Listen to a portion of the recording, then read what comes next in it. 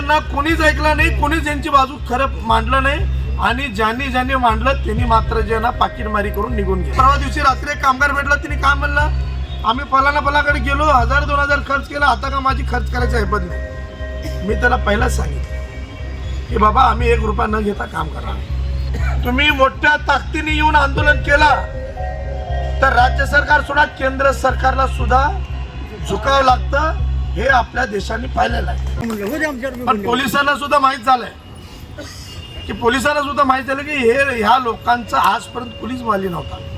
खरंच आजपर्यंत या लोकांना कोणीच ऐकलं नाही, कोणीच यांची बाजू खरं मांडलं नाही आणि ज्यांनी मांडलं त्यांनी मात्र जे ना पाकिटमारी करून निघून गेलं।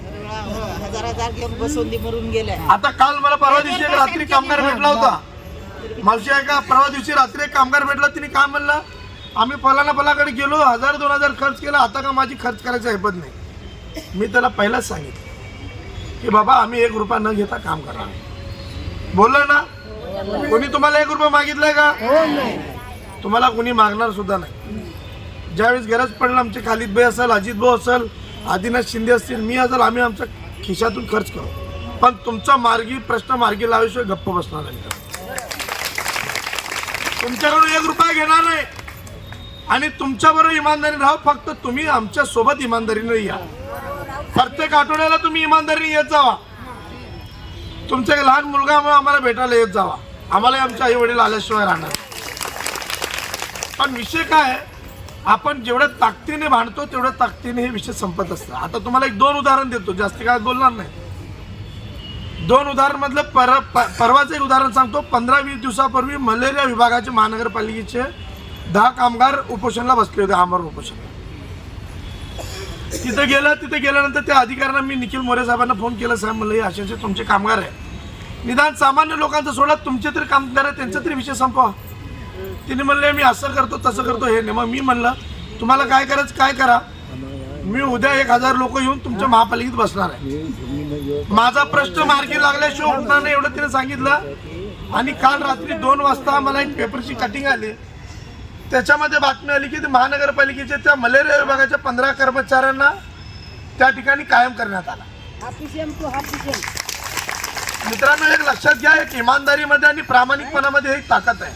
आपण कुणाच्या बापाला घाबरत नाही आणि आपल्या समोर जर कुणी आला तर त्याला वटणीवर आणल्याशिवाय सोडत नाही। आता आमच्या बरेच पोलीस कर्मचारी त्यांना माहित आहे की मलेरिया विभागाचे लोक बसल्यानंतर कुणी विचारला सुद्धा येत नव्हते। आणि दुसरं एक उदाहरण सांगतो तुम्हाला, आता हे तुम्ही बऱ्याच ठिकाणी ट्रकवाल्यांचे आंदोलन वगैरे बघत असाल, बघितलं ना, टीव्हीवर वगैरे चालू आहे। आता या लोकांची ताकद बघा एवढी आहे की या ट्रक चालकांनी जिथं तिथं गाड्या थांबवल्या। आज आमचंही 4 वाजता आंदोलन आहे।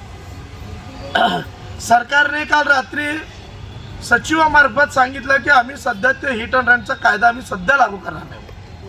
म्हणजे आंदोलनामध्ये एवढी ताकद आहे, सरकार केंद्र सरकारला सुद्धा झोकवण्याची ताकद आंदोलनात आहे। मित्रांनो, या ताकदीला तुम्ही ओळखा। तुम्ही मोठ्या ताकदीने येऊन आंदोलन केला तर राज्य सरकार सुद्धा केंद्र सरकारला सुद्धा झुकावं लागतं, हे आपल्या देशाने पाहिलेलं आहे। मी शेतकरी आंदोलन दिल्लीच्या बॉर्डरवर 11 दिवस होतो, तिथे कुठल्याही एका पोलिसांनी एक लाठी सुद्धा उगारली नाही। तिथं आमचे शीख भाई होते, सगळे म्हणजे राजस्थानचे लोक होते, पंजाबचे होते, मध्य प्रदेशचे होते, महाराष्ट्राचे लोक होते। आम्ही तर इथं 2 व्हीलरला गेलो होतो, 2 व्हीलर गाडीने दिल्लीला गेलो। तर त्या ठिकाणी गेल्यानंतर त्या शेतकऱ्यांचा तिथं परिस्थिती बघितली, त्यांची आक्रमकता बघितली। मित्रांनो, तुम्हाला सांगतो, केंद्र सरकारला शेतकऱ्यांसाठी केलेलं कायदा वापस घ्यावा लागला, एवढी ताकद आंदोलनात आहे। बघा, आंदोलन हे जे आहे प्रामाणिकपणे केलं पाहिजे आणि आंदोलनात सामील झालेले लोक प्रामाणिक राहिले पाहिजे। आणि आम्ही तुम्हाला अजूनही सांगतो की तुमच्याकडून 1 रुपयाची आम्हाला अपेक्षा नाही, 1 रुपया घेणार नाही, पण तुम्ही इमानदारीने आला तर उद्या कोणाचे कानफडी फोडून जर आपला प्रश्न सोडून घ्यायचा तर त्याची कानफडी फोडल्याशिवाय प्रहार राहणार नाही। मग ते अधिकारी आहे का कोणी मंत्री आहे का कोण आम्ही बघणार नाही। फार दिसे एका मंत्र्याच्या कानाखाली बाजूला काय करणार आहे, काय करणार आहे, काही होऊ शकत नाही। लक्षात घ्या, काय 2-4 दिवस आत राहू, 15 दिवस राहू, त्याच्यानंतर सोडणार आहे का नाही। पण निदान त्यांना समजून येईल की बाबा ही आमची भावना जी आहे ना खूप आक्रमक आहे। तुम्ही सगळेजण आलात, मी पुन्हा एकदा सांगतो की प्रत्येक आठवड्याला सगळेजण यायचं, फॉर्म भरायचंही काम चालू आहे. मी सगळ्यांना सांगितलं की जेवढ्या लवकर होईल तेवढ्या लवकर फॉर्म भरून घ्या. एकदा फॉर्म भरला तर आपल्याला पुढचा मार्ग आपला सोपा होणार आहे. फॉर्म भरून घ्या. पुढच्या म्हणजे उद्या तुम्ही सगळेजण 3 वाजता सोलापूर महानगरपालिकेत सगळेजण जमा व्हा. आपल्याला महानगरपालिकेच्या आयुक्ताबरोबर बैठक आहे. एक तरी आयुक्ताला बाहेर आणू, नाहीतर आपण आत जाऊन बसू. चालेल ना? आणि त्यांना सुद्धा महानगरपालिकेचे आयुक्त असतील, तिथल्या कर्मचारी असेल, अधिकारी असेल, त्यांना सुद्धा या माध्यमातून इशारा देतो. तुम्ही जर चुकीची खोटी माहिती समोर ठेवून जर मीटिंगमध्ये चुकीची माहिती देण्याचा प्रयत्न करत असाल तर तुम्ही आत्ताच सावध व्हा. खरी माहिती समोर ठेवा. या कामगारांना न्याय कसं देता येईल त्याच्यासाठी काम करा. उद्या तुमच्या मुलाबाळांना सुद्धा त्याचं जे ना दुआ लागेल. नाहीतर ह्या लोकांचं यांच्या मुलांचं पाप तुमच्या मुलाबाळांना लागल्याशिवाय राहणार नाही. या माध्यमातून सांगतो. आतापर्यंत 28 वर्ष झाला. हेच ताकद आहे की आडम मास्तरांना आज जे ना त्यांची डिपॉझिट जे ना वाचवता येत नाहीये. बरोबर आहे की नाही? तुमची बद्दवा लागली की नाही आडम मास्तरांना? जोराने सांगा थोडा. त्यांनी पैसे घेऊन काम केलं नाही. बरोबर आहे की नाही? का मी आरोप करालो का? तुमच्याकडे पावते आहेत की नाही? तर या पुढे आता आमदार प्रणिती शिंदे यांची सुद्धा आपण पावती फाडली होती की नाही? 100 रुपये. तुम्हाला मी या माध्यमातून सांगतो, जर या वेळेस या विधानसभा आणि लोकसभा निवडणुकीपूर्वी लक्ष्मी विष्णू कामगारांना घरे भेटली नाही तर प्रणिती शिंदेने सुद्धा असं पाडायचे त्यांची सुद्धा डिपॉझिट जप्त झाली पाहिजे. पाडणार ना? प्रत्येक माणूस आपल्या पूर्ण कुटुंबाला फोन करून सांगायचा की प्रणिती शिंदेना मतदान करू नका, विजय देशमुखला मतदान करू नका, सुभाष देशमुखला मतदान करू नका.